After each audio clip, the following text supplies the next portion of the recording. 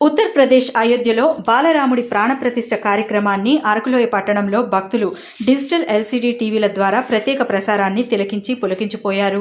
500 ఏళ్ల కల సాకారం అయ్యే రోజున కావడంతో ఈ రోజు కోసం ఎదురు చూసిన శ్రీరామ భక్తులు ఆ రోజు రావడంతో స్థానిక గిరిజన మ్యూజియం పార్కింగ్ ప్రదేశంలో బీజేపీ పార్లమెంట్ నాయకుడు వి హేమనాయక్ భక్తుల కోసం ప్రత్యేక డిజిటల్ ఎల్సీడీ స్క్రీన్లు ఏర్పాటు చేసి బాలరాముడికి ప్రధాన ప్రతిష్ఠ కార్యక్రమాన్ని అరకులోయ నియోజకవర్గ ప్రజలు ప్రత్యేకంగా తిలకించేలా అన్ని ఏర్పాట్లు చేశారు. దీంతో అరకులోయ మ్యూజియం పార్కింగ్ ప్రాణం రామనామ స్మరణతో మారుమ్రోగింది.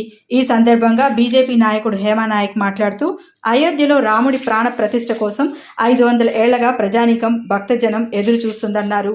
అంతకుముందు ప్రత్యేకంగా నిర్వహించిన శ్రీరామ నామ హోమ యజ్ఞంలో ఆయన పాల్గొని పూజలు నిర్వహించారు. ఈ కార్యక్రమంలో సుమారు 400 మంది భక్తులు పాల్గొన్నారు.